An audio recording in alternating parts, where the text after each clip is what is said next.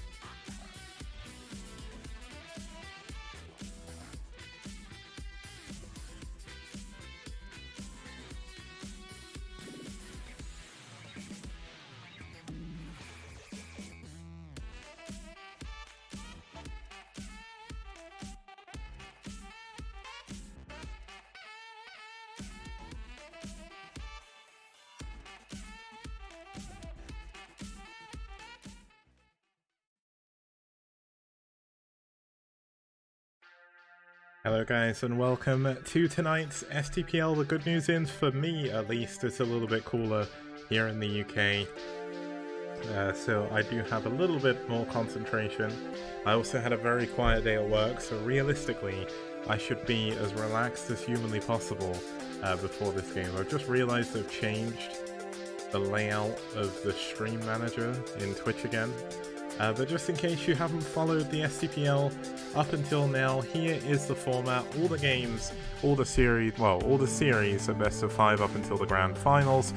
Set 1 to 4, all the lineups are selected in advance and known about a week before the games, and all the games are played at the same time.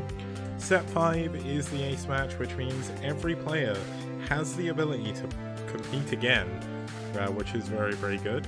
Because it means we get some cool rematches sometimes. We also get to see some really special players come out every once in a while for each of our teams.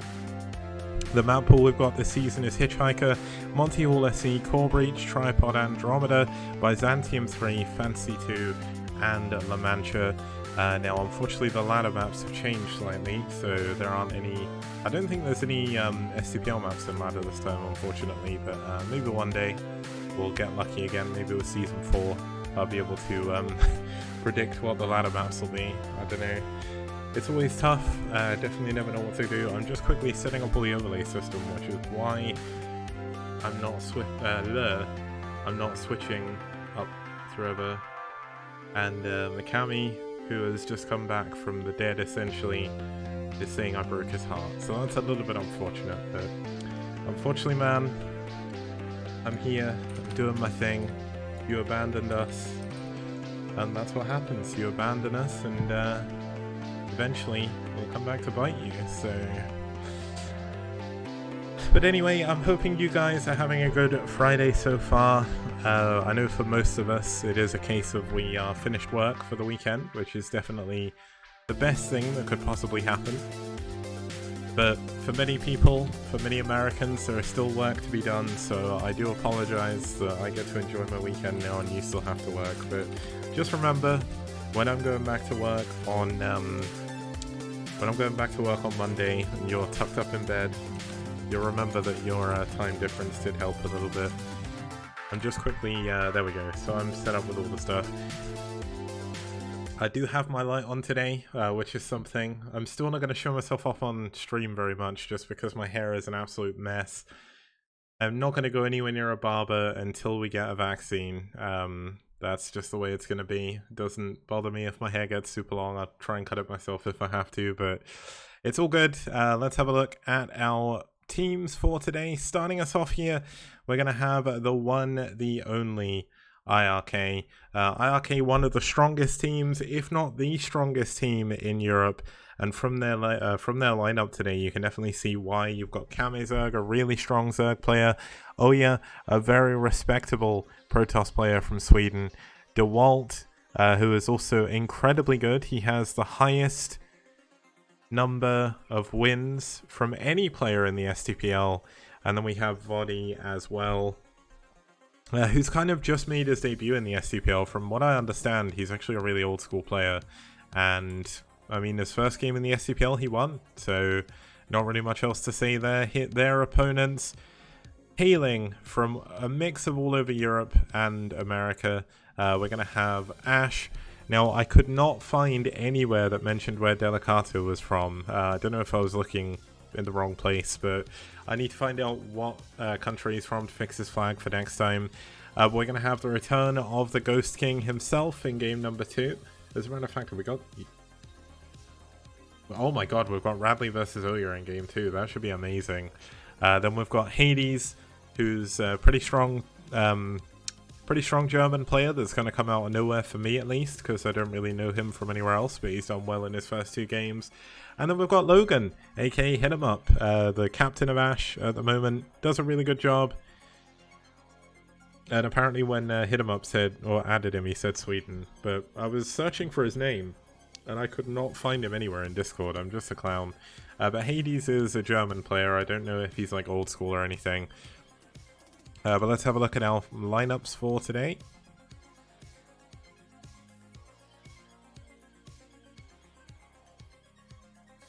Now, we have, of course, as is STPL tradition, got some wonderful, how do I close this menu? Here we go. We've got some wonderful mirror matchups. Starting us off, we've got a ZVZ, which I'm sure Lucky Noob will be happy about, although I guess it's a little bit unfortunate because it means there will be a Zerg losing in game 1, which is not something that Lucky Noob likes, but overall, I would say these are actually some really fun matchups we've got today. I'm especially looking forward to Radley versus Oya, just because I'm really wondering if Radley's going to have something special prepared on Hitchhiker.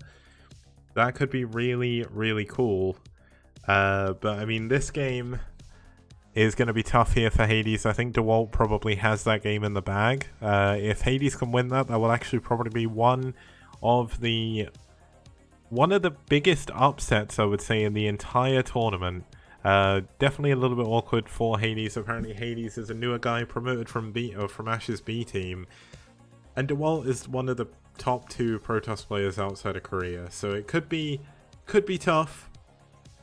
We'll have to see how that's going to go. Then we've got Vodi versus Logan in a TBT as well, so there's actually 3 TBTs in this matchup somehow. Sorry, there's 3 mirrors in this matchup.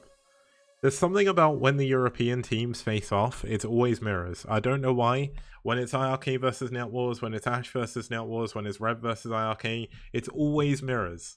They kind of second guess each other, I think. But let's have a look at the players we're going to be going into in this series to start us off with. It's going to be a ZVZ, and start us off for iRk, we're going to have aSh. Now, he actually went through a period of actually not playing for a very long time. Like, his initial games were in Season 1 all the way back in 2018. There was a massive gap between August of 2018 and May of 2019. Then he also had another massive gap and is now finally back in the STPL. He lost his last game on Desperado, but even that was a couple of months ago. So Cam is a kind of a little bit of a sleeper hit here for iRk. He doesn't play every week, but when he does play, he does a pretty good job. He's actually 2-0 against Zerg, so that's definitely pretty respectable. He beat Jojo and Faust, but that was 2 years ago, so a lot has changed. The level of play has actually gone up quite a lot as well, and we're seeing a lot of like newer players being added on. So this is one of them. Delicato I know absolutely nothing about, other than the fact he's actually from Sweden, but I didn't have his country at the time of the cast, so it's all good. Let's have a look at the map we're going into. It is going to be Andromeda. Now, we only have had one ZVZ here so far. It was a very quick game. I get the feeling that we're going to have another quick game as well, so let's see if we can do it as we get into game number 1 here on Andromeda.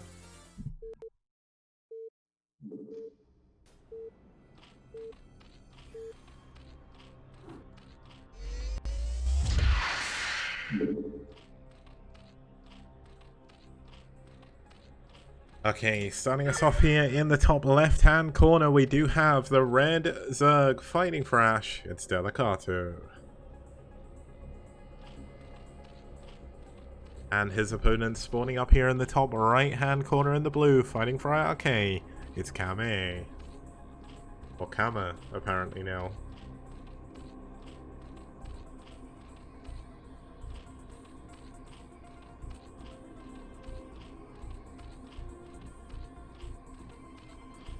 Now, I do wonder what we're going to have both players going for. This is a very good map for macro styles.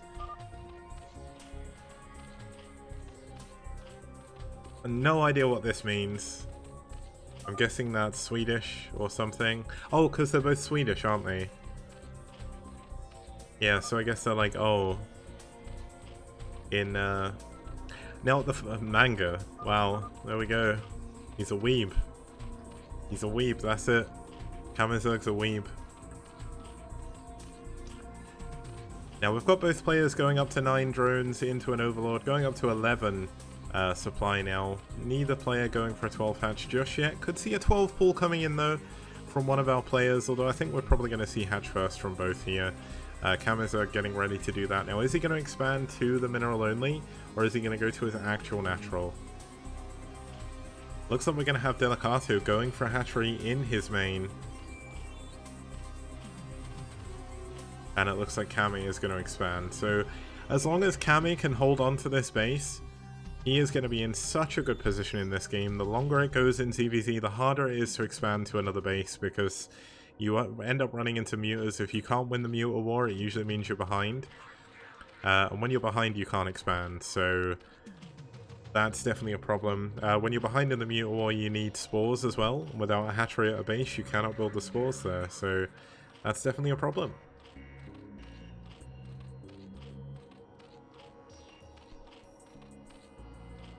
Apparently I read Kami as Kami from Street Fighter. It's Kamizerg. I can only assume he's using the Japanese word for it, right? Kami.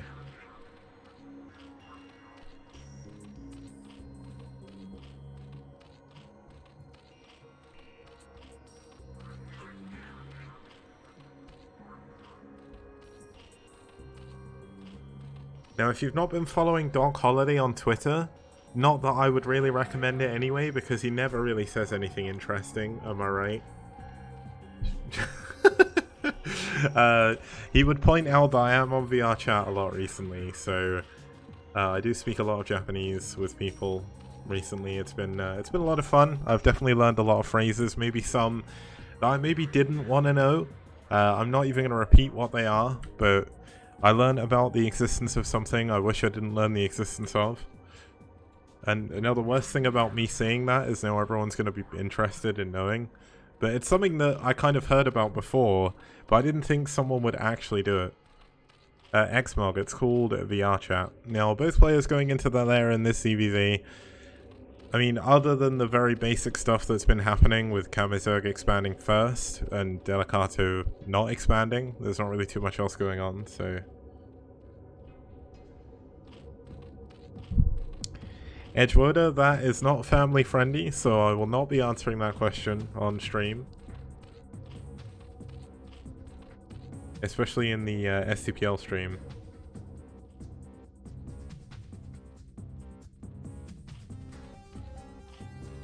Now we do have the Spire coming in here for Kamizerg. Both players have actually built a lot of Lings. But Kamizerg, with his extra hatchery, with his extra lava, has managed to sneak out an additional drone, but he is in fact down in supply over his opponent. Now, Delicato is getting ready to go for a massive Ling all-in here, or at least a massive Ling flood. But the Overlord is actually getting in a position to see this. Now, Kamizerg tries to move his Lings out the way, and he is like, oh my god, he's actually going to be able to hide them. That is so good, being able to hide those Lings. Kamizerg can actually get caught majorly off guard here if he moves the Overlord a little bit too far forward. Now, speed should be kicking in if it hasn't already finished. Looks like it has. But Kamizerg's got a lot of Lings, so let's see how it does. They're both at the same supply. We've got Delicato down one drone. And now Delicato has actually gone into his muteless first, I think, because his supply went up. No, he's actually just building Lings. His Spire isn't even done. And this is going to be a massive moment in this game. Kamizerg is finding himself in the middle of the map completely and utterly outgunned, although things look so even. But the trouble is, Kamizerg is going to be the one running backwards towards his base. Looks like Delicato doesn't want to follow this up for the time being. And he's going to wait for his additional Lings to come in. But Kamizerg can see this supply-wise. We've actually got Kamizerg with a single supply lead still. Now there are muteless on the way here for Kamizerg. He's also, oh no, he's actually going into Mass Scourge. I think he thought his opponent was going to go Mass Muteless. Could he actually be caught off guard by these Lings? This is a massive moment in this game. There's not many Lings here for Kamizerg. Could Delicato actually break his way through and break through the natural hatchery? Looks like he's getting ready to, but no, he pulls away at the last second.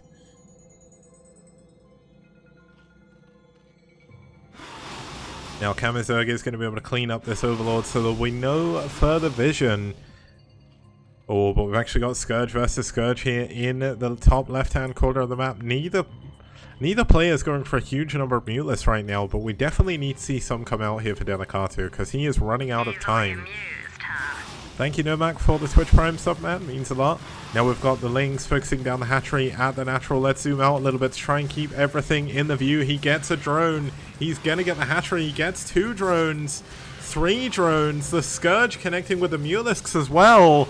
And Delicato is picking Kamizerg apart here. So much damage being dealt. But it's only 9 drones against 4. So Kamizerg with his economy is definitely doing a little bit better. But loses another drone here. More Scourge are connecting. Oh my goodness. Now there is a single Ling coming in here to try and get this, but it looks like Delicato may have done it. He's 9 drones against 2. As long as Delicato can get more spores up, if he can get more muteless here, he is going to win the game. And I mean, Delicato did a great job pulling Kamizerg apart there. Now Kamizerg does still have a ton of muteless here, but he is going to have to spend every single bit of lava going for drones if he wants to come back in this game. And if he does that, his opponent gets more muteless than he does. And that is why it's so difficult to come back from this situation in ZVZ. If you're building drones, your opponent's building mutelisks, suddenly you have nothing.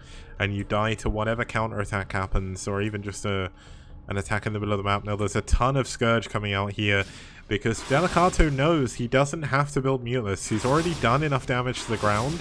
He just has to kill the mutas, and Scourge are so much better at that as long as Kamizerg isn't able to micro this. But let's see what the connections are going to be like. Is he going to be able to micro against this? It's so hard, but turn rate 24, low latency, going to make this a little bit easier to micro. Kamizerg with some amazing micro here, but no! He loses control of his muteless for a second while the Lings go into his drones. And that could very well be the nail in the coffin, because there is going to be nothing he can do. He's back down to 3 drones again, and Delicato is still in such an amazing position.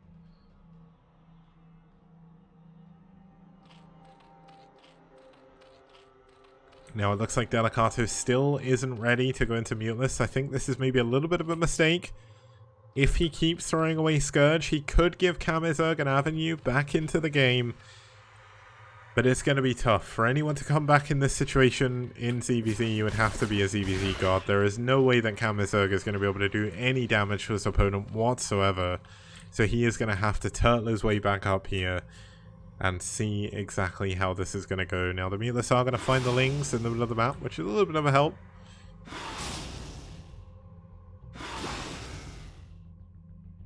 Hailing frequencies open. Oh, thank you for the host, though, yeah. Nice to see you, man. Your game's coming up next, so I'm kind of looking forward to seeing it. Yeah, Delicato hiding a base down here in the bottom left. I think he just wants to... He wants to expand, but he doesn't want to give it away, the fact that he's expanding. Hopefully luring Kamizerg into building more drones. Thinking he doesn't need to... Well, maybe building less drones. But this is a big army here. This is so many Scourge. That's 8, I think. Yeah, 8 Scourge, a lot of Lings. And he is going for it. He's going to try and kill or deal the killing blow here. Now the Scourge coming in. There's only 3 mutelisks. They cannot micro against this. And GG. Kamizerg taps out. And Delicato wins game number 1. So that was a little bit unfortunate for Kamizerg, but that's a big, big win for Delicato. Taking a win off of Kamizerg in game 1 in your first ever game in the STPL is damn good. When we get back after this very short break, we'll be heading into Oya versus Radley. That has the opportunity to be one of the best games of the STPL, I would say. So don't go anywhere. See you guys in a second. STPL Season 3. Yeah. STPL does. Bio TVP? Wow! No problem. We got dragons to defend. Yeah. STPL does. STPL does. Mass Scout? Oh, I'm so afraid. We got Hydralisk to defend. Yes. STPL. STPL. Fantastic production. Fantastic casters. Fantastic prize pool. Only in STPL.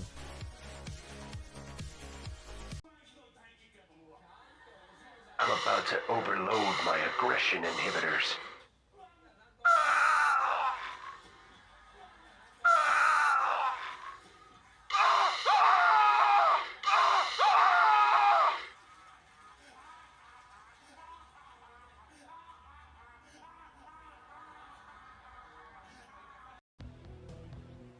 Outstanding. Rock and roll. Okay guys, welcome back. We're going to be heading into game number 2 here of today's STPL. This time, we're going to have one of the strongest Swedish players in Oya. He's done pretty damn well in the STPL with an over 50% win rate, over 30 games. That's not 30 games. That is 100% not 30 games. That is 34 games. 34 games, guys. Don't do maths on stream. It's a bad idea.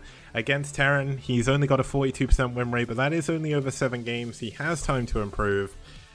And I hate to do this to Oya, but the next game, it's the return of the Ghost King. Now, the Ghost King hasn't historically done nearly as well as Oya has in the STPL, so I feel a little bit bad hyping up the Ghost King a little bit more, Radley, but Radley always has something entertaining to show us here in the STPL. He's known for his ghost usage, hence the nickname the Ghost King. And I'm really, really hoping we get to see a nuke in this game, because genuinely, it's not often we get to see nukes. And I really, really want to see one. Like, whenever Radley plays, I'm always looking for that covert ops, and I'm hoping today is definitely going to be one of those days. Now, let's have a look at the map they're going to be playing on. It is one of the older maps in the map pool. It's Hitchhiker. It was used in the last season of Ladder, which the last season of Ladder didn't seem to last very long, did it? If I'm being completely honest. But basically, Hitchhiker, very, very fun map, TVP. Protoss have actually had a little bit of an advantage on this map throughout Season 1 and Season 3 of STPL, but we've had some crazy good games here. DeWalt vs Medina was absolutely fantastic. Cruzago vs Inca, maybe a little bit less fantastic, but still good. And I'm looking forward to seeing how this game is going to go as we get into game number 2. It's Oya versus Radley.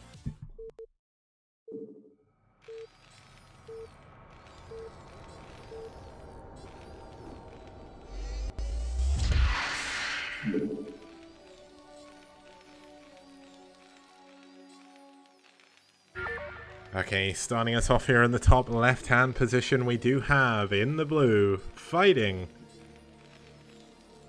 for aSh. It's red. It's Radley. I was looking at the color red to fix the colors. Oh, man. And starting us off down here in the bottom right-hand corner, in the red, fighting for iRk, it's Oya.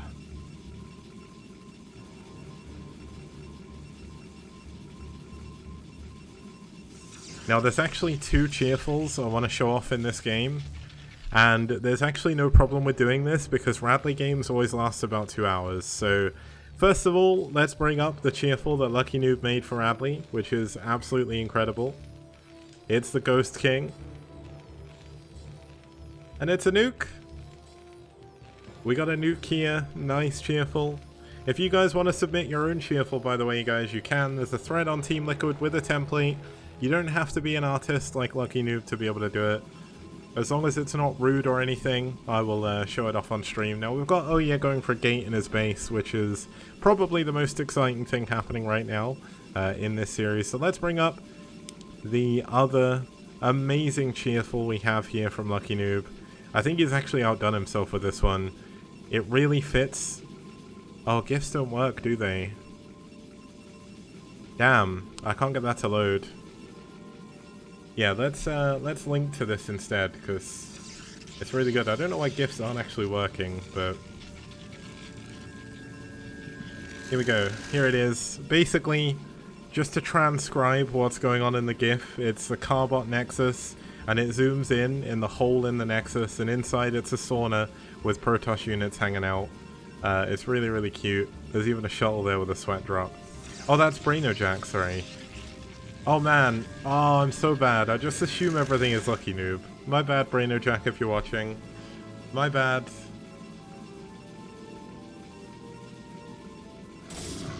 Oh man, okay, we've got an SCV running up here, dying to the Zealot, so Radley isn't going to get much scouting information whatsoever. He does see that it's only one gateway. We do have a... Ooh. Oh, it was a... Okay, it's a gas steal, so he's going for 2 racks. This is fairly normal. Like, going for 2 racks in this situation basically means you're not going to die to any crazy 2-gate shenanigans. And it also allows you to put a little bit of pressure on, because this gas is not free. It's not free. It also allows you to kill the assimilator a little bit quicker, and you don't have any gas to build anything else anyway, so... Now the probe is still alive, which is actually a little bit annoying for Radley. He does want to make sure he kills this.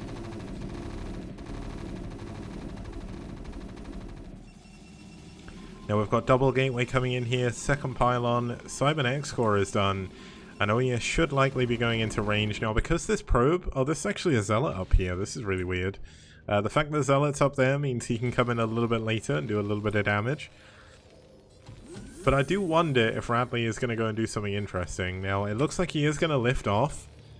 Oh my goodness. I know exactly what he's going to do. He is going to land his barracks down here and go for a push in the back with his bio. Now, is Oya going to be able to see this from the low ground? I don't think he is, but it looks like the Marines are going to push out. Now, if they push too far out here, this other Zealot is going to come in from behind. And that could actually do a lot of damage. 2 Zealots are a pretty good amount to take on 5 Marines. But this is definitely, as Edgewater points out in chat, a very, very Radley play. And honestly, I love watching Radley play because you just never know what you're going to get. It's kind of like a box of chocolates, if we were to quote Forrest Gump here. But Radley is definitely one of the more entertaining players in the STPL. Going for an academy here, going for an engineering bay. He is going to go for a backwards... or a backdoor bio bust, and he's actually going to hide the barracks here, so he's going to build the units, break down the side disruptor. Now this is actually really weird. This is going to take forever to get out of here, but it means it's not going to get scouted, so let's have a look, see if that's going to work. We've got the factory coming in here, the bio on the top of the ramp with the bunker. Should be able to hold on to these Dragoons. It's going to be very difficult for them to get high ground vision. Now this is the big play that's going to cause Oya some problems here. He's going to expand to his back natural. It's a mineral only, and guess what? He is going to be up against bio here. There is going to be bio pushing this base. His units are all over the other side of the map. Oya is in a lot of trouble here, depending on if Radley can macro this properly. Is he going to go for +1, or is he just going to switch off of bio after he's got range and stim? But it doesn't actually take too long for the bio to break down this side disruptor. It's not... you don't need to break both, unlike with tanks, so it makes it a little bit easier, but he does need to make sure he's attacking with all of them. Now, as Zealot gets into the main, it does see that Stim is on the way, which is actually a massive moment in this game here, because if he didn't know Stim was there, he wouldn't need to prepare. And the other thing is he sees no barracks. Where are the barracks? That is the question that Oya needs to be asking now. He's going into a robo. He's probably going to go into... a Reaver play from here. And look at this! Oya sending all of his units back at home because he knows there's bio coming from somewhere. Where is it happening? Now 3 Dragoons, that's not enough. You need more. He needs these Dragoons back at home as well because Stim is going to do so much damage now. Is Oya going to see this? Oh yes he does, he knows about it, but is he going to be able to deal with it? Looks like he's focusing down one of the medics, but isn't quite able to do so. The Marines are going to funnel through here, which is going to make things a little bit easier. But with the medics here, this should make this okay. But Radley, his medics are not in the right place, so they're not soaking the damage that he needs to. And he's actually going to lose all his bio here. This is definitely a little bit unfortunate. Yeah, that's definitely not something you want to see. Range is not yet done, which makes it a little bit harder for the Marines to engage those Dragoons. He's actually dropping his macro a little bit. I think he's going to give up on this push. No, he's not. He's just timing up a little bit better. Now, of course, the thing is there are medics here, so these Marines should be able to be healed, but look how quickly the Dragoons are killing these Marines. This was incredibly anticlimactic, but it's really cool that Marines are still alive. He's still pushing the Dragoons back. And there isn't actually that much back home to defend here for Oya still. Oya going to send another couple of Dragoons down, but as long as Radley can get enough Marines out here, he can still bust. He gets another kill on the Dragoons. But, oh, his medics are out of position. Okay, he's just going to lose everything here.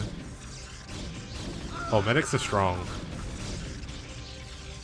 Now 2 Marines going to come in here behind this. The medics do need to get away from this position. There's actually cannons coming up here to help defend against this. Radley dropping his micro a little bit while this is going on. It looks like Oya wanted to push up with the Zealots, see what was going on. And it looks like this push has been all but cleaned up. There's a Reaver in the shuttle as well. The cannons coming in basically make this impossible to push. And are we going to see the Marines be able to catch this shuttle? If he can catch the Reaver in the shuttle, it could be a way back into this game, but he is so far behind at this point. It's going to be so tough. Now the Reaver looks like it's going to go down on the far left-hand corner. Radley is getting ready to push through. Once again, he wants to bring his 2 armies together and go straight in. And that's actually going to help him a little bit because he is going to scout the Reaver coming into his base, which is definitely better than not. Now he stims, he attacks the shuttle. The shuttle actually loses a ton of health here, but does get away. Oh my god, if he stims into the shuttle from here, oh, this could be massive. But the Reaver's going to drop down. Oh, Reaver's attacking Marines is not what you want to see, but oh my god, he loses the Reaver! Radley gets the Reaver there. He's going to get the Dragoon as well. And the bio count continues to grow over here. I think he's just going to keep building this. Now it looks like Radley wants to break out of his main base now. He's going to go for a push on this third while Oya sends a lot of units over here to defend against the bio. He is going to come in from a full frontal assault here to try and take down the third base. Now Radley's bio is running in 1 by 1 again, which is definitely not what you want happening. He needs to pull back. He needs to get more bio. But oh my god, he's coming in from the low ground with his tanks. Are his tanks going to be able to attack these Dragoons? Yes, they can. 2 of them go down. And Radley needs to continue this push. He has to go. He has to open up a chance to expand to one of his bases because right now he is stuck between a rock and a hard place. There's 2 Reavers coming down into this natural here. But is this going to be enough tanks? Is he going to be able to hold on to this base? He needs to siege up. There's no shuttle here, so the Reavers should go down. The nice split, but oh, the double Scarab taking down the tanks 1 by 1. And things are going from bad to worse here for Radley. That was definitely the perfect engagement by Oya, but this is actually a nice Wraith. Going to push back the shuttle for the time being. He nearly gets it, but he's going to have to pull back. Doesn't want to lose that. Now the trouble Radley has in this game is he's never had enough to do what he actually wants to do. He should have really gone into +1 attack or +1 armor by this point. And like every time he's just sending out these units 1 by 1. Now this is actually, oh my god, he's gonna get the shuttle. Oh, he stimmed it a little bit too early there. The shuttle didn't come close enough. But if he can get this shuttle with the Reavers in again, that's gonna be insane. He gets one of the Dragoons at the very least. He will get the second one possibly as well. But Reavers, they're pretty good against bio, so this is gonna end this.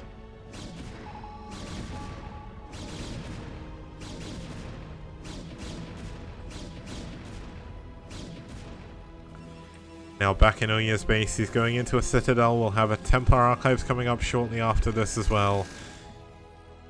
And I do wonder what Radley's plan is here. He's down 50 supply now. He's down 2 bases. Sorry, 1 base. I didn't see this expansion come in. And we'll have to see how this is going to go. Oya getting ready to expand to the island. Now this is a very good base to take because it's very hard for Radley to attack it. We've got a medic coming out here to scout. I don't know if this is a really weird rally point. But we will have Radley expanding. Now, the one thing to remember about this map is once you do take this base, it's quite easy to get this base as Terran. And it's quite easy, once you take this position, to siege down this Nexus. Now, whether or not he's going to know that's coming in... Oh, man, he actually gets his building cancelled. That's a little bit unfortunate. But, oh, the Wraith! Here we go. He's going to get both of these Reavers. No, the Wraith! The micro from Oya. So good. But the Reavers are going to go down one more shot. Oh, he loses the Wraith. But he kills a Reaver and a Shuttle. That's a win there for Radley. And that Shuttle micro made it really hard for Radley to click on that Shuttle, which nearly saved it.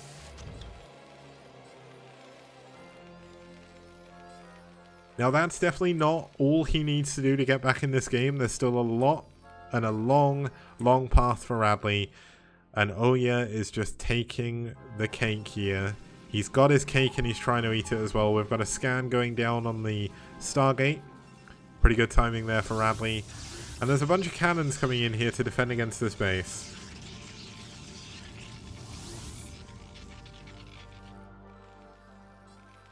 Now Radley just turtling up here, not worried too much about what's going on. Now unfortunately Radley built a barracks up here, and I don't think he realizes it's still there because his tank got a little bit confused. We've still got, to be honest, Radley should still be building Bio. Like, Bio would actually help him a lot here. He doesn't have that many units, so just going for Bio would really help. And that's what he's going to do. Going back into Bio, we've got a third command center coming in here, which will probably take this island.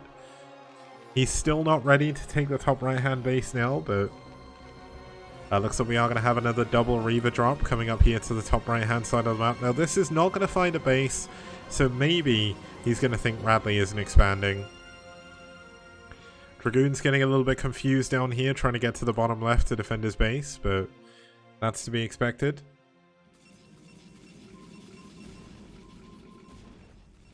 Oh, okay, they're going onto this high ground. This is actually quite risky. He's just going to lose both these Dragoons.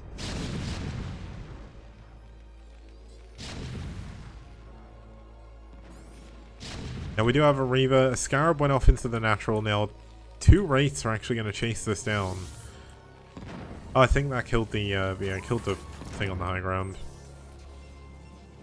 4th base is up for Oya. 5th base is up for Oya. Now Radley coming in here is going to be able to clean up the shuttle. There's no way this is getting wasted. This Reaver is going to die. That's a little win here for Radley, but Oya definitely controlling this game well so far. Now Oya adding on a ton of gateways going into Arbiter Tech here. The Arbiter is on the way.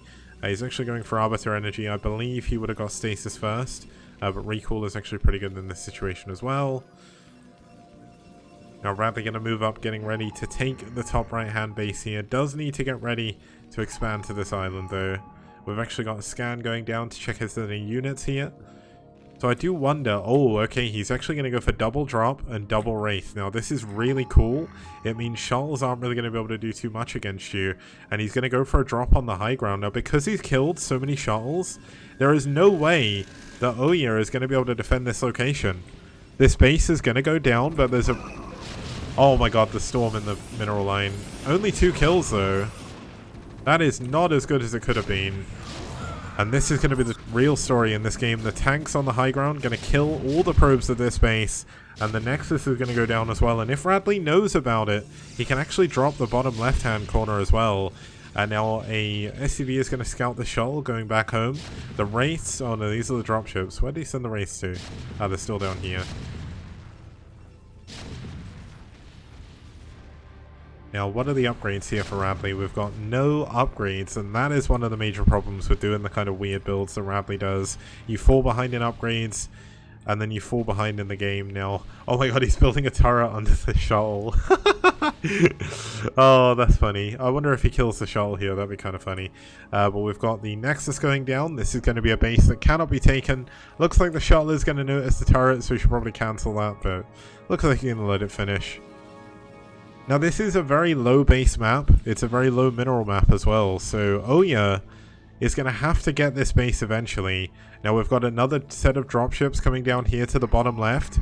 He scans ahead, he knows where his opponent's army isn't, and he's going to go down here into the bottom left. There's a ton of cannons here though, which does make this a little bit harder. Now there is a shuttle and a High Templar here. But the tanks on the high ground are actually going to help defend against this. Now the Reaver drops down, right in range of everything. The Storm going down on the Vultures there, going to help out a little bit. The Wraiths taking down the Shuttle, but not before all the Zealots get out, which means these tanks are going to go down. But he is going to get the Shuttle again, so these units are kind of stuck down here in the bottom left.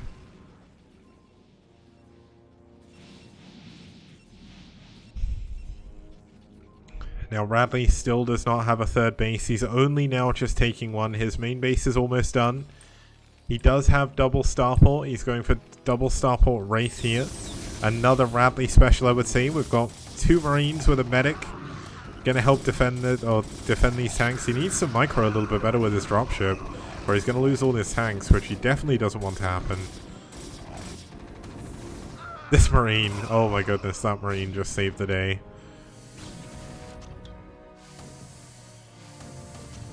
Oh, the Reaver!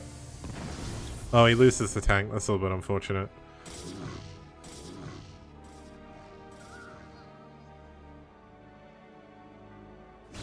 Oh, the tank goes down with the dropship as well. Now we've got Radley trying to expand to the top right. Oya is going to see this with his observer. Radley knows about the bottom left, but he's in a position he can't really do too much. He's down 30 supply, so his supply is actually doing really, really well this game, given the situation he's been in. He's making the right moves to try and come back in this game. Now there is a double drop. He knows now about the Nexus up here. And this is actually going to be a pretty easy base for him to assault. But look at this, the recall on top of the army. The tanks are not sieged. And these tanks are going to get cleaned up. And this could be it for Radley. I don't know how he's going to hold on. Looks like the tank's running confused towards the natural expansion here. And all of Radley's army gets taken down. 60 supply up now is Oya. And it looks like Radley is stuck in the struggle bus right now. He's got a lot of Wraiths, but unfortunately they're not really going to help out too much. He does scan ahead to see that base, just to confirm it's there. If he gets enough Wraiths, he can actually kill this with them. Because Wraiths can kill cannons. It's very rare you get to see that. But we're going to have the Wraiths head on over. I wonder if he's seen the Observer.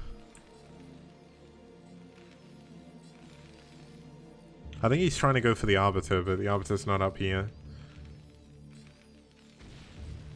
Now we do have double armory, but I don't think he ever actually got a science facility. Oh my goodness, this is too much.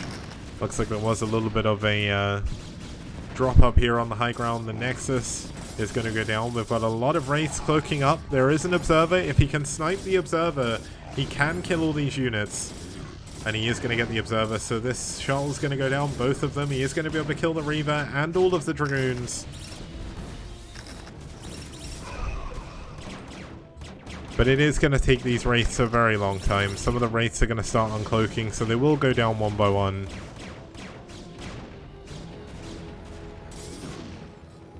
And this is the true story. We have an Arbiter coming over here to the left-hand side of the map. A lot of units getting ready to be recalled here.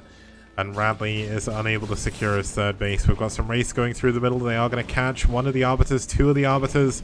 But the Arbiter's coming into the main base now, and that is definitely not what you want to see as Radley. Let's have a look here. Here comes the recall into the main base. Now a nice mine is actually going to go off here. Oh no, it does get taken down. Looks like Radley doesn't have that many units back home to defend against this. He's got a Wraith to try and kill the Arbiter, but it does go down. GG. Radley taps out, and Oya takes game number 2. So unfortunately, we didn't get to see a Wraith or a Ghost in that game from Radley, but I feel like he had a plan, and Oya scouted it and like just basically completely destroyed his plan. Like his plan did not work out in that game whatsoever.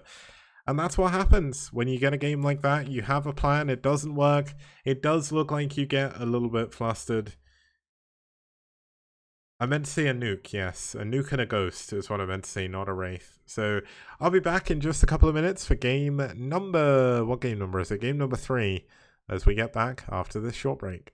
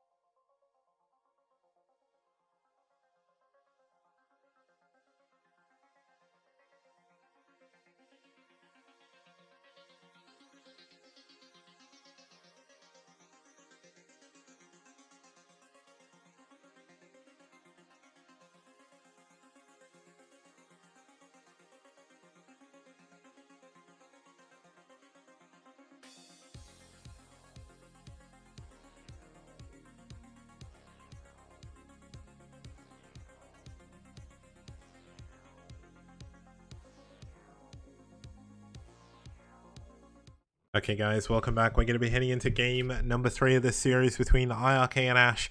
Starting us off here, this man needs no introduction. He's 5th in the STPL overall, and he's also got the highest number of wins over the most number of games played of anybody throughout the entire tournament. 44 wins, 13 losses. Absolutely insane. And an 84% win rate against Protoss. He has 16 wins, 3 losses against Protoss. That's 19 PvPs, and he's only lost 3 games. Only lost 3 games. He is currently holding the highest PvP win streak of any other player at 12 wins. He did beat Noob and Bonith by 1 win in that place there. But in terms of top streak, his streak is over, so Bonith and Noob still have a chance to get on top of him. But DeWalt is just an unbelievable player. Like, you can't really introduce this guy in any way that bigs him up enough as you should do. And his opponent fighting for aSh, he's not lost against Protoss yet, with a 100% win rate, is Hades. Now, Hades, unfortunately, maybe a little bit outgunned here, being promoted up from the aSh B team, getting sent out 2 weeks in a row, winning both his games, and then coming out in his 3rd week and fighting against the 2nd best player outside of Korea, or 2nd best Protoss player outside of Korea. Really, this is going to be a tough matchup. But you know what? It's PvP, it's best of 1, and then the STPL upsets happen. It's happened before, it could happen again. Could we see Hades take a very, very surprising win over DeWalt? I think we could. Obviously, I'm going to say that to big everything up, but let's have a look at the map they're going to be going into. It is going to be Fantasy 2. Now, we do have the 2 players spawning in the top right, which is the Nostalgia spawn, and the bottom left. So it's Nostalgia versus Sin Gamer go on in this cross-map PvP. The rush distance is actually deceptively long as well on this map as well. So we could actually get into a macro PvP here. Now, Hades, has he got something interesting prepared for his opponent for this map? Are we going to see a proxy play, or are we going to see him try and play straight up? Let's find out as we get into game number 3.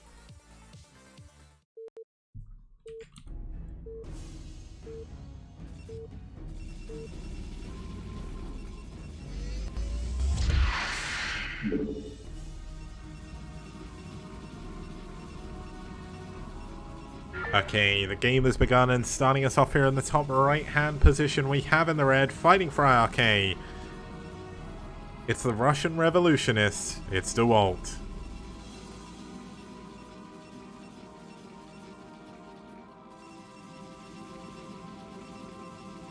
And down here in the bottom left hand spawn, we have in the blue, it's the king of the underworld himself, fighting for aSh. It's Hades.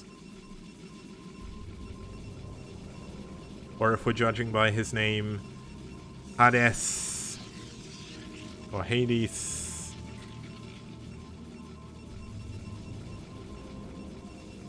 Now, I did miss this before, and I do apologize for doing this, but we're going to throw this up now, even though Kamizerg isn't playing, because I want to show off this cheerful that Lucky Noob made. And I double checked, and it was actually Lucky Noob that made this one. Sorry, Braino. But here we go. He is going to be cheering for iRk in this game. It's Kamizerg on Kame House. I actually really like this. This is my favorite, or one of my favorites so far. I wonder if Kamisin's okay inside with the Zerg infesting everything. I don't know. But I reckon, if we're being completely brutally honest here, this should be an easy win for DeWalt. But as I said, it's the STPL, best of 1, anything can happen, and the player who prepares the best for the game, for their opponent, on a specific day, will win the game in the end. And we've got a 2 gameplay coming in here from Hades, so already we see he's got a little bit of aggression prepared. But is he going to be able to out-micro DeWalt, who is currently only on 1 gateway? That is the major story.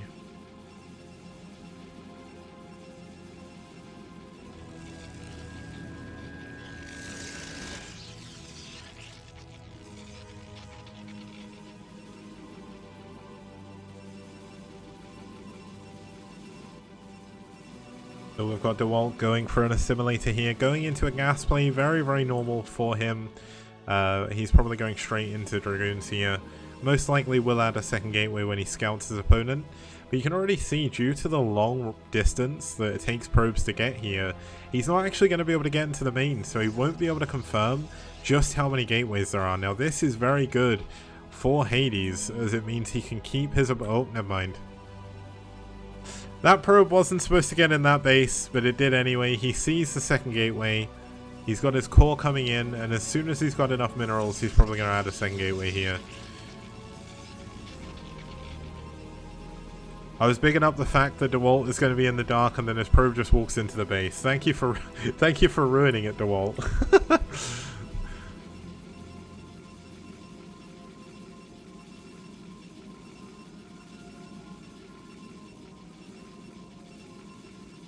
And yeah, I don't think Hades has actually scouted DeWalt. Yeah, he hasn't. So Hades is going to have to take a guess here, and hope he guesses correctly.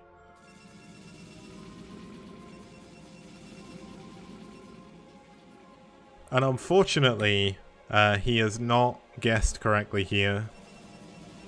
At all. The Zealots are going to run the wrong way. And I feel really bad, because whenever this happens, I'm showing it off on stream. And it's got to feel awful. Like, when you played this game as Hades, you, like, after this game, you would feel so bad at the fact you sent your Zealots in the wrong location. And, yeah, I mean, even if his Zealots were going the right way, he wouldn't have probably been able to break up the ramp, but he may have had a chance. Whereas now, his Zealots are not going to be able to do absolutely anything. Now, he does have his core coming in, so we are going to see that. We've got the second gateway out for DeWalt, though.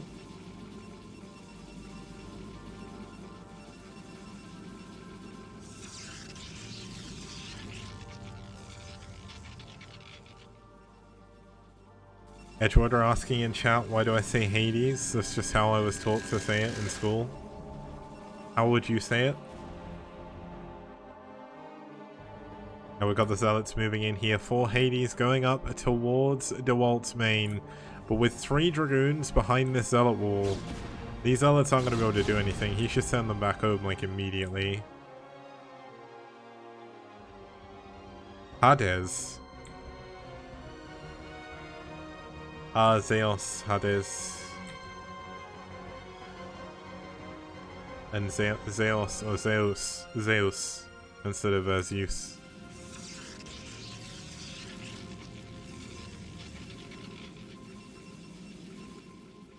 Edgewater, where are you from? Are you from, like, the Latin sphere of speaking?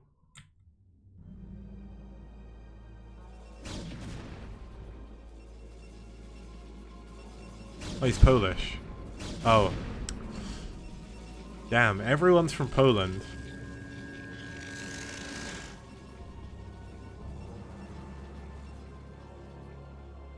Now, we've got DeWalt going for a counterattack here. Now, this is a lot of Zealots, so they should realistically be able to hold on to the ramp. We've got a third gateway, a Robo coming in here, so it's going to be 3 gate obs. DeWalt getting ready to defend against this.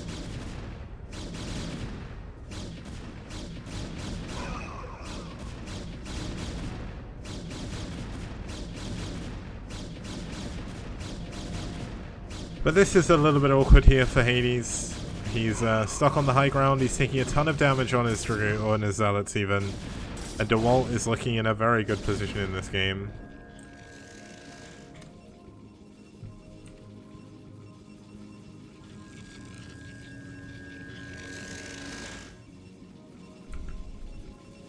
Now we do have Citadel up and running here for Hades, who's going into Zealot legs. No Templar Archives just yet, so he's actually going to go for a 4-gate all-in here. And we'll have to see how that's going to go, because 4-gate and 3-gate against Robo, it's not good.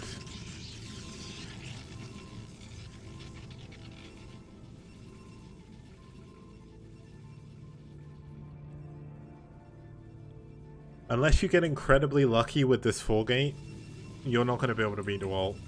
It's going to be tough. He's going to try. He is getting a ton of units, which is one benefit. He's actually close to surpassing DeWalt in supply, although DeWalt is still ahead in supply regardless of being down on gateways due to his probe count as well. So DeWalt's army is actually split up here. Some of it's in the middle of the map, DeWalt is actually getting ready to go and expand up to the other main, which is going to be the nail in the coffin here for this game.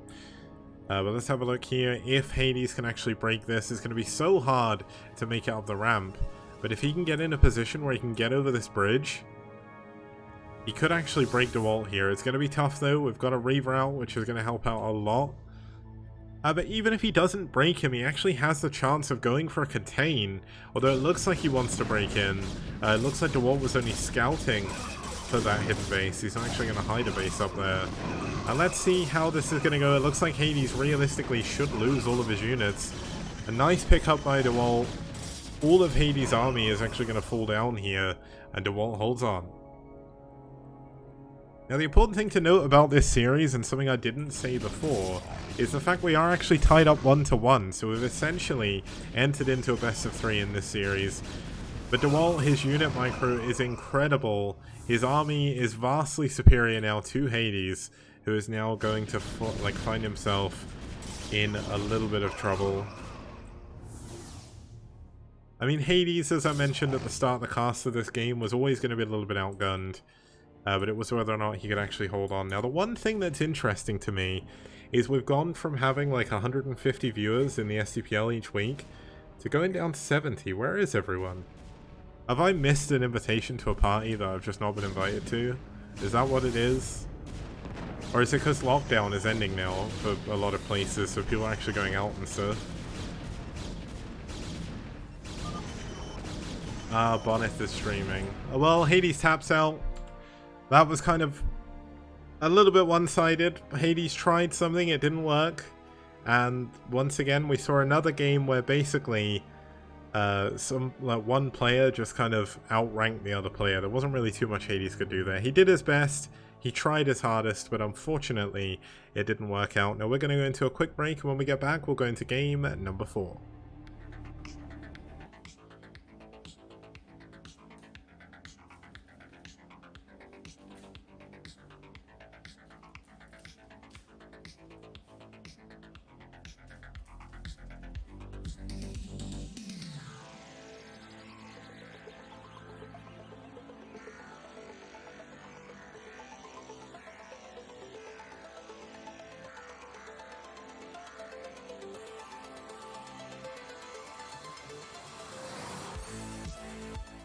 And people like Kix, for example, who has an encyclopedic knowledge of every map that's ever been released on StarCraft. And he's the map man!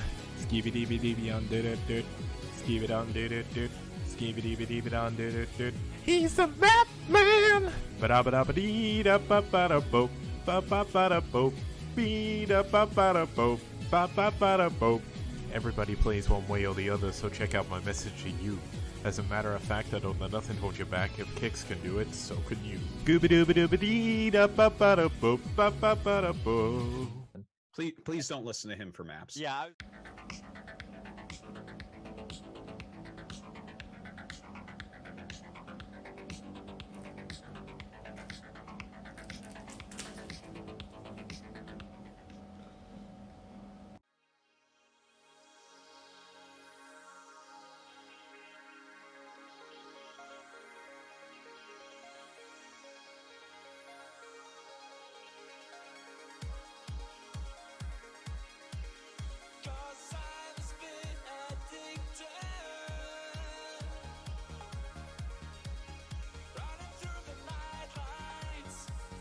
Okay guys, welcome back. We're going to be heading into game number 4 of this series. iRk are finding themselves on match point and are, or is their latest addition, a Swedish Terran player, going to be enough to finish off this series? Or could we have an ace match for the first time this week? That would be pretty crazy. And Shad, I had actually no idea you lived in the UK, but yeah, it's been way too hot this last week. It's been way too hot. Like, I don't know what's been going on. It was a little bit cooler today, but now I'm casting, I'm exerting myself, so unlike what I've been trying to do all day, which is act like a cat and not move whatsoever, I'm actually getting hotter again. Okay, so let's have a look at his opponent. Fighting for aSh, it's going to be hit him up. It's their clan leader, or their clan leader for STPL, their manager. It is Logan. Logan, apparently, according to him, is the worst player in aSh by a while, but is in fact their star player. A really, really good player in hit 'em up. He's got a 58% win rate over 29 games, which is very respectable. He's 2 for 3 against Terran, so he's only just missing out on a 50% win rate. And overall, I'm just kind of looking forward to seeing him play again. The map they're going to be going into is going to be Core Breach. Now, this should be a very fun game. TVT on this map is amazing, so I'm really hoping we get a nice hour-long game here. And let's see how it's going to go, because seriously, it's going to be a good one. Let's get into game number 4. Can Vody clear out the series, or is hit 'em up going to take us to an ace match? Let's find out.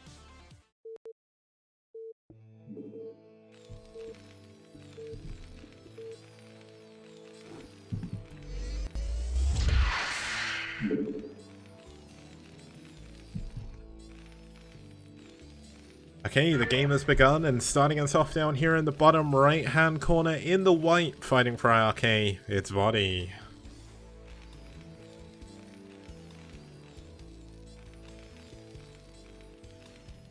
And his opponent spawning up here in the top right hand corner.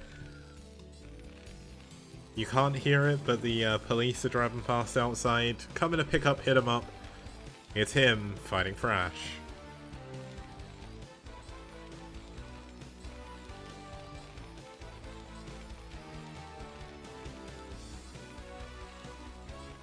I can never tell, because in my last place you could hear everything, but then in here I've got a better mic now, and when I stopped talking, my mic wasn't picking anything up at all. So, I mean, this is gonna be, it's kind of a weird, it's so weird, these colors, like, there's a word for this in Japanese, like, this is a really, I'm not going to say it, but essentially it's a really weird mix of colors, like red versus white. It's very rare you actually get to see that in Brood War, so I'm kind of glad, because red versus white looks pretty cool.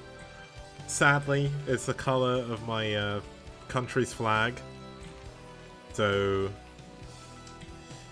yeah, not very nice, but there we go. It's also the color of the Japanese flag, so I guess we have that. Poland, Japan, and England, that's what we've all got in common.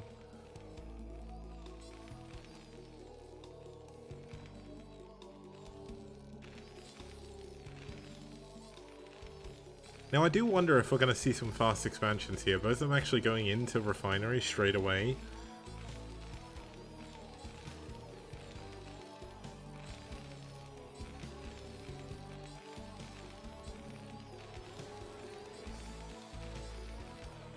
Oh, and Xmog pointing out in chat, because he's a flag pro, that apparently the Polish white is not really white, it's more grey.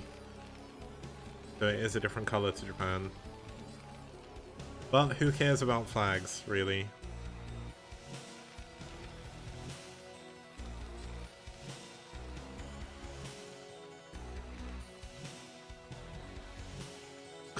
Hit 'em up is saying in chat that he's never played this map before. Getting out those excuses now. There is something I really want to show off here, but I said I wouldn't do it. Yeah, we're playing on the weird map. This map, if you've not seen it before, is actually the updated version of Inner Coven, made by Freakling. This is called Core Breach. He thought the new name would actually, the new name would fit the map a little bit better. Now, with the factories finishing up for both players,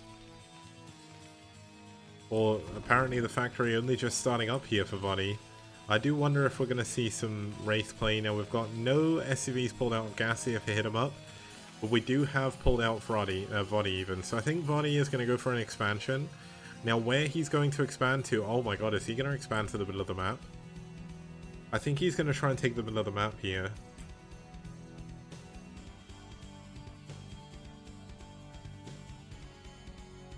Yeah, there we go. Vody is going to play very greedily, going to try and expand to the middle. Now with Hit 'em Up getting ready to go into 1 starport, maybe 2, this is actually a very risky play.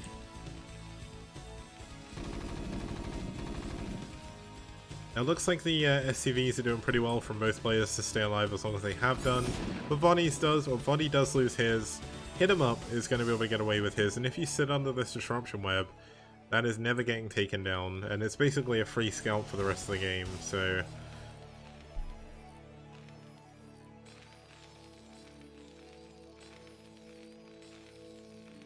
Now we've got Wraith and Siege mode coming in here, though. This usually indicates a little bit of a timing push coming in from Hit 'em Up.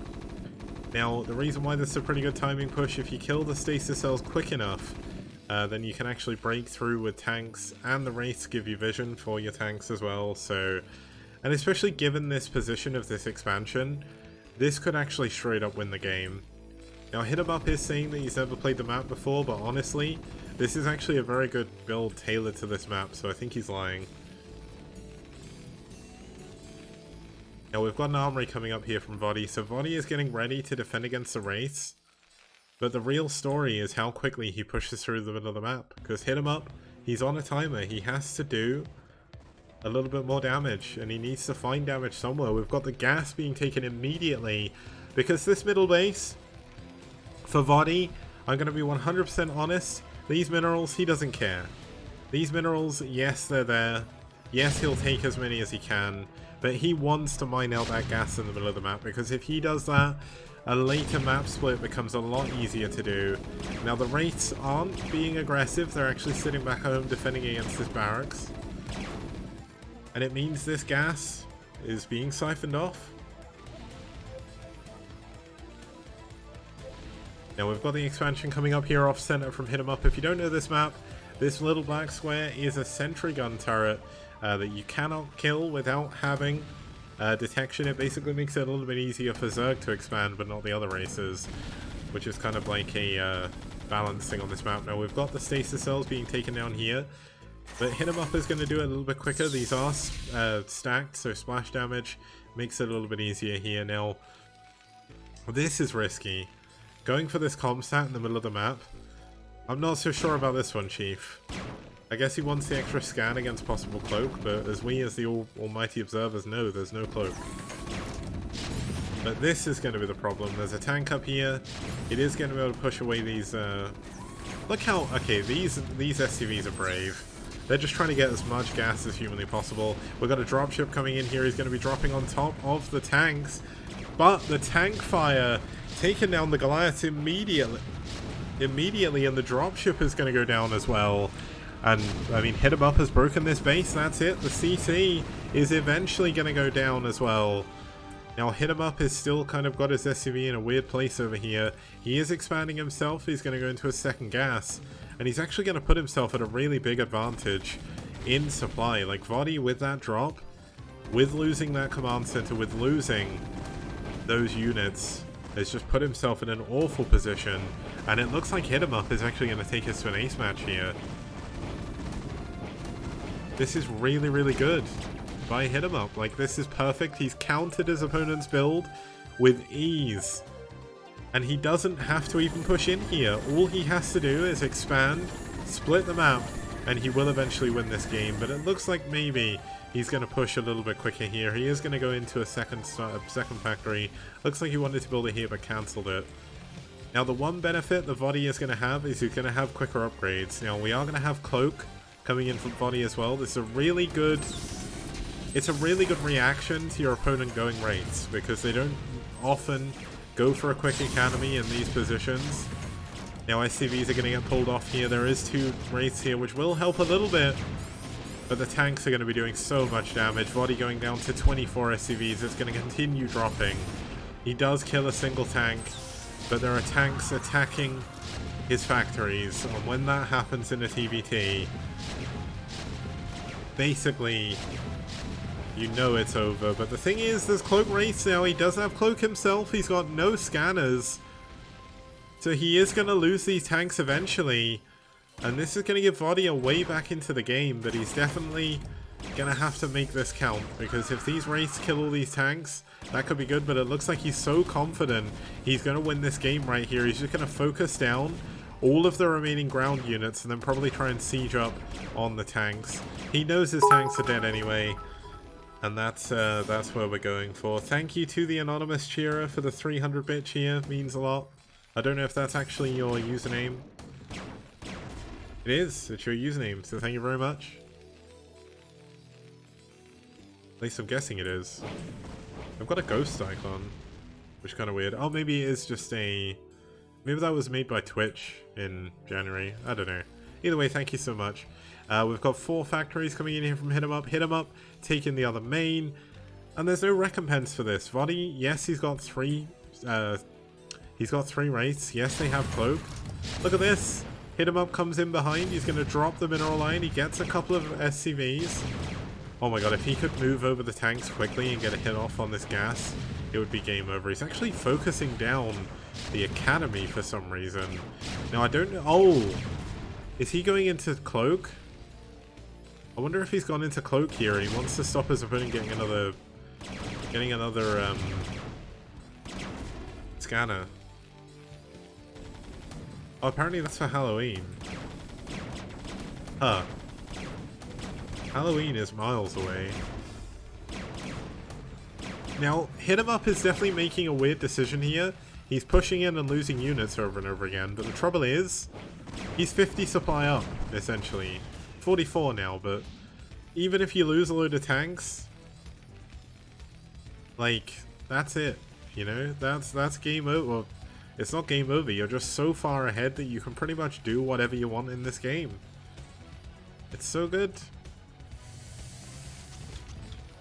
And we've got SCVs transferring over here through the disruption webs into the other base. Now, Vodi accidentally left his Wraith cloaked, so he doesn't have any cloak energy. He is going to be able to do some damage to these SCVs. Look at this, Hit 'em Up just moves over to the 1 turret he's got, and these 3 Wraiths aren't going to do anything. And while these Wraiths are here, we've got a double drop coming down here into the main base of his opponent. There's only a single tank down here to defend. It's Mass Goliath. That's going to be handy enough to be able to kill these, and GG, Vodi taps out and Hit 'em Up is going to be taking us to the ace match.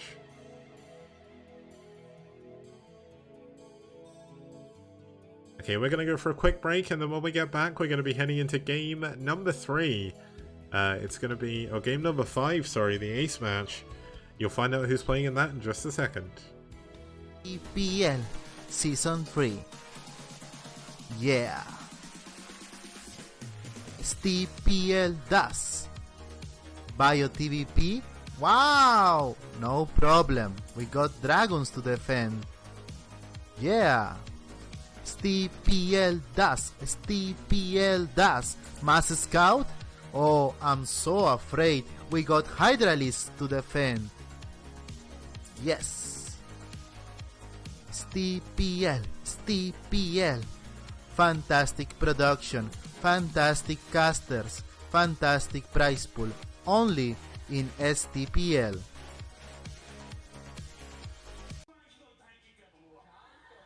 I'm about to overload my aggression inhibitors.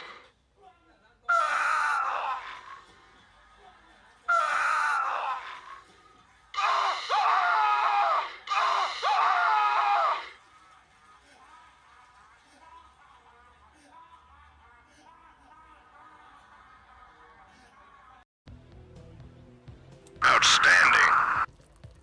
Rock and roll.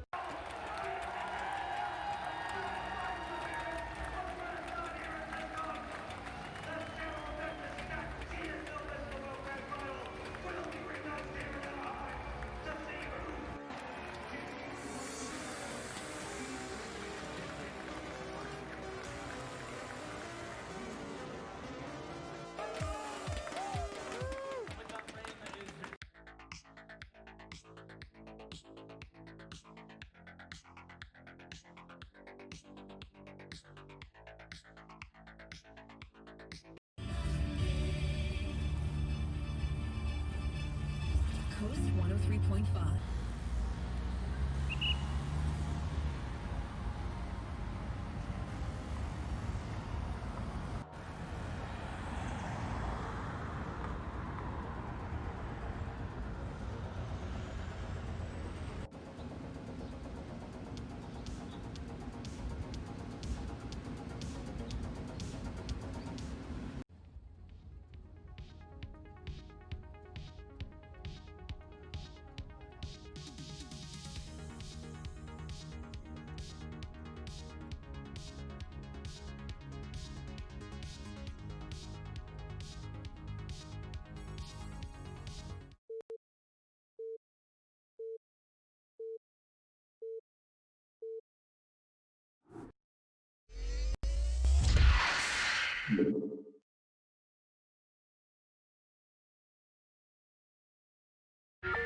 Okay guys, welcome back. The ace match has begun, and starting us off here for aSh in the top right hand corner is a brand new player to their roster.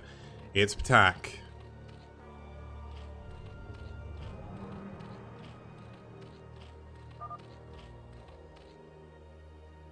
And down here in the bottom left, defending iRk's honor once again in the yellow, it's Oya. Fighting for iRk. Now, just before we get too far into this game, tea with milk is not garbage. You do need the right blend. You need like the British breakfast tea blend or whatever. Like, you wouldn't put milk in normal tea, but the like blend we made, you put tea in it, and it's really good. Oh, and Chad is saying in chat that I'm actually saying aTaK right properly. Cool. I'm speaking Polish. Oh, Croatian. Okay.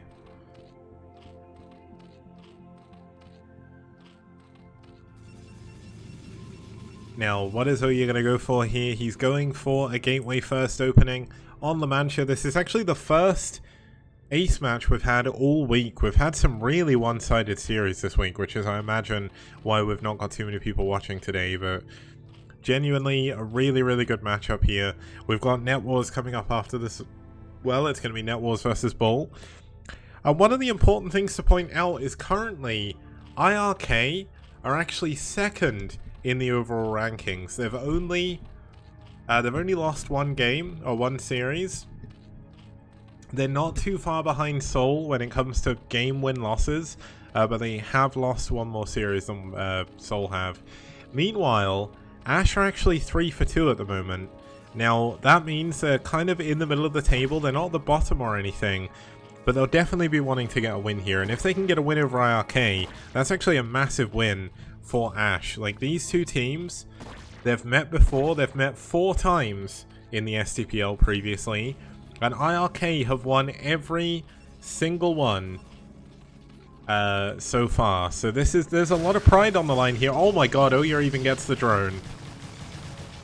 aTaK is going to be able to kill this assimilator, but he does get gas stolen, which is, I must admit, something you don't often see against Zerg.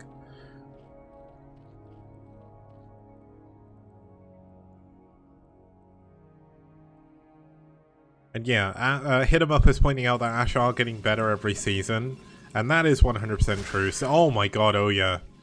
Oya, the assassin over here with his probes, killing 2 drones with just probes. aTaK is in an awful position right now when it comes to his economy. Now, Xmog is telling me it's pTaK, but I've been told by someone else that it's pTaK, so aTaK.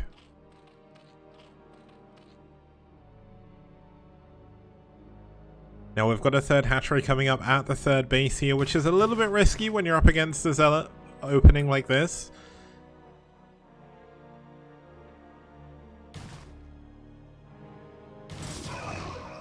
And there we go, the Zealot gets taken down, so that's a little bit of a win here. Now, people in chat are saying the last aTaK was good. Is it aTaK like that?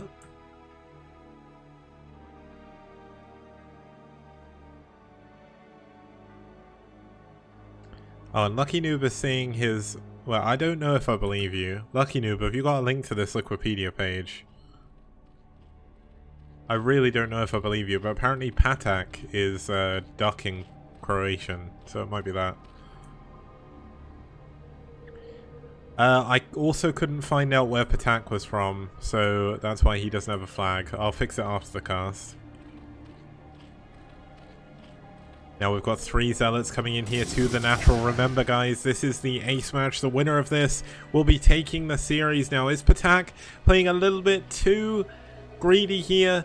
He's going into lair. He's only got 4 lings. There's actually the same... No, well, there will be the same number of lings as there are Zealots here in a second. Now, it looks like we do have an Overlord going to fly in here. Actually going to go down to the cannon. And this is the perfect situation for Oya. It's kind of the perfect storm for Oya in this game.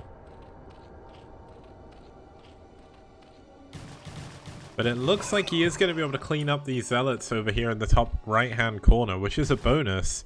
But this zealot getting ready to try and kill another drone. The drone pulling away perfectly. Definitely pretty good here, but the zealot going to get more kills, although that's really nice micro to deal with that one. Now, we still do have another zealot coming in, but losing that overlord outside of the front of the base means there is currently no possible supply buildings that can be, well, no possible units that can be built here. And look at Oya, using the map perfectly, getting in between this mineral, making things a lot harder.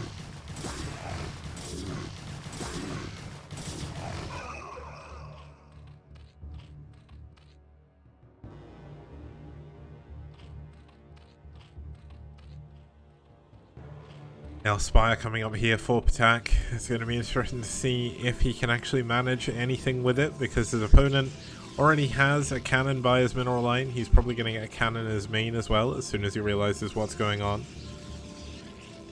We've got Corsairs coming in as well. No +1 attack for the Corsairs just yet, so that does benefit Patak if he does go for a muteless plate. But with no second gas up here, with no like major amount of drones over here on the third base, I think we're probably going to see a macro play coming in from Patak here. He's probably going to add on a 4th, a 5th hatchery, and a Hydra Den. And I think we'll have a little bit of a longer game, which is somewhat surprising. Everyone thinks of Oya as a super aggressive player. But in this series, he's showing he doesn't have to be. His first game was pretty good against Radley, where he did beat him after a pretty long and arduous 20-minute game with a lot of aggression going on all over the place. So Oya coming out here, getting a win for his team in the ace match would be pretty good for him. I'm not sure if Oya has actually played in an ace match yet for iRk, especially when they've got DeWalt as well. It makes it a very rare decision for Oya to come out here, but the fact he has is really cool. Basically supporting your team's roster in an ace match is pretty damn good if you're quite close to your team. There's a lot of pride on the line here. This is a very important match as well, because iRk want to hold on to the 2nd place spot in the tournament. Now there is 4 Scourge here. If he can get in and kill this Corsair, that's actually going to be a massive problem. But the Hydra's then coming in with the 4th hatchery and the 5th hatchery, exactly as I said. And even an Evolution Shaper coming up here to help wall this in. There is a second Clan War today, yeah, it's Net Wars versus Bull, which should be really good.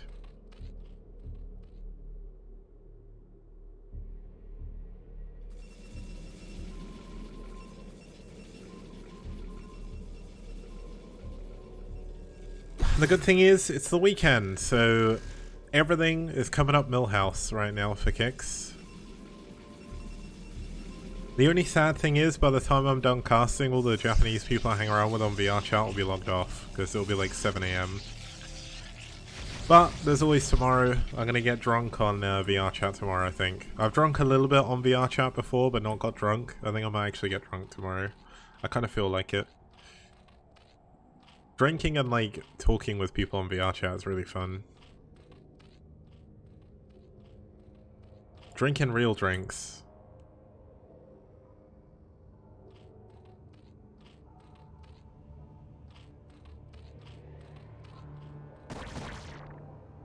Now we've got Oya with a good sizable army here. Lots of zealots going to be coming in. Now they have split up due to the pathing of the map. The Scourge not connecting with those Corsairs. And there is a DT heading over with this as well, so if he can take down the Overlord, this DT should be able to clean everything up. I don't know where the DT went though. Oh, sugar, the DT's in the main, he got 8 kills, my bad guys. That'll teach me for thinking about drinking.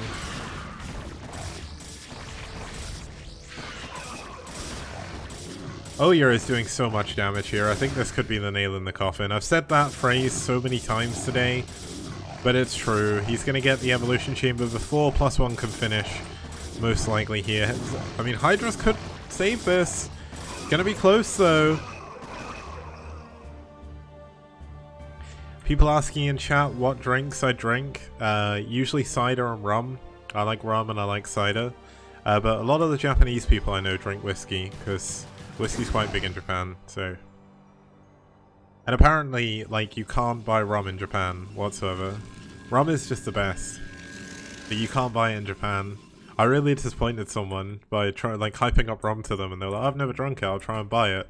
And then they looked and they couldn't find it.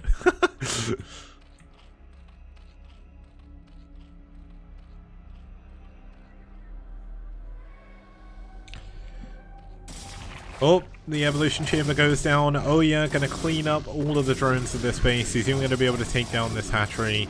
All of the Hydras actually come back here to deal with this one High Templar, Dark Templar even. And in that moment, oh yeah, snaps on in, jumps on top of the hatcheries here. And there we go. I think this is probably going to be game over. Patak did a good job, but oh yeah, back at home, he's got a third base. He's got a ton of gateways already. And the longer this game goes on, the better it's going to get for him. He kills the hatchery, even gets away with most of his zealots. And that's when you know things are problematic for the Zerg. With this third base up, the third gas running. With 1, 2, 3, 4, 5, 6, 7, 8 gateways, if you count the one on the wall as well. He's even got Robo coming in.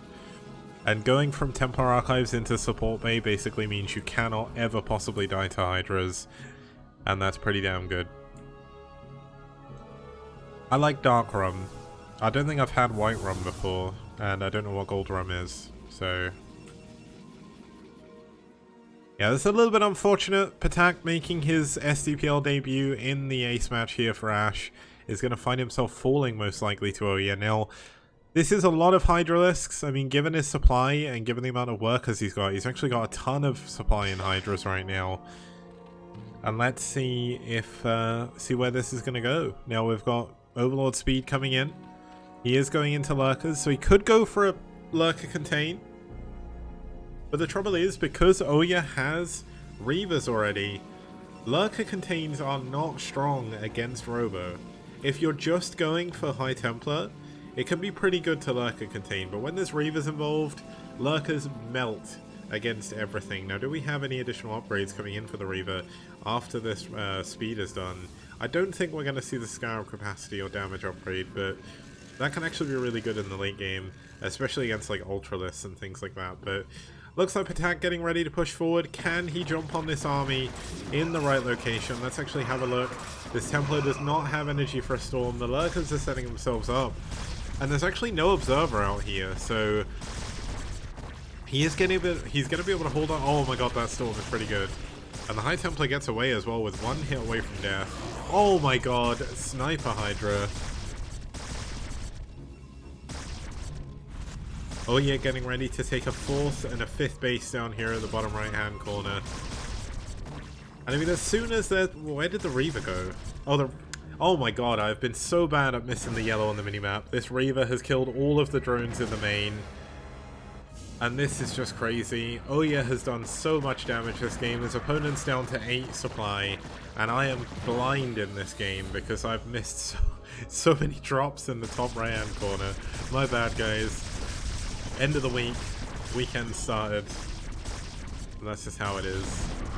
It looks like the Hydra is going to... oh my god, he gets the Reaver. That's actually pretty good. The Reaver is the only real thing he has to try and deal with these Lurkers. Now, we've got a single Storm. But look at the spread here. Oh my god, those Hydras ran into it. Oh my goodness, the Zealot's going to be taking so much damage, but there's just so much supply here for Oya. Patak holding on the best he can, but GG. Patak taps out and Oya wins game number 5.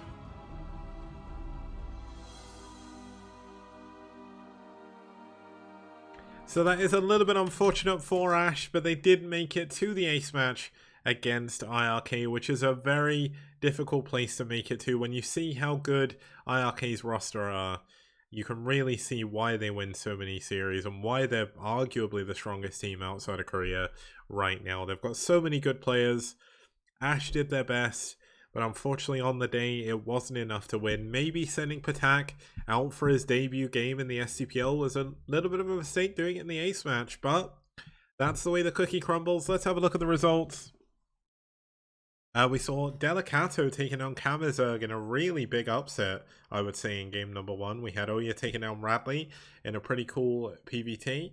We had DeWalt take down Hades. That was a little bit more one-sided, but even based on the names, you can tell that DeWalt was going to win that, probably. Like, he was expected to win that game, and he definitely showed why. Hit him up, took down Vody in a really, really cool TBT. And then Oya took down Ptak on the ace match, giving the series to iRk 3-2, which is pretty damn good.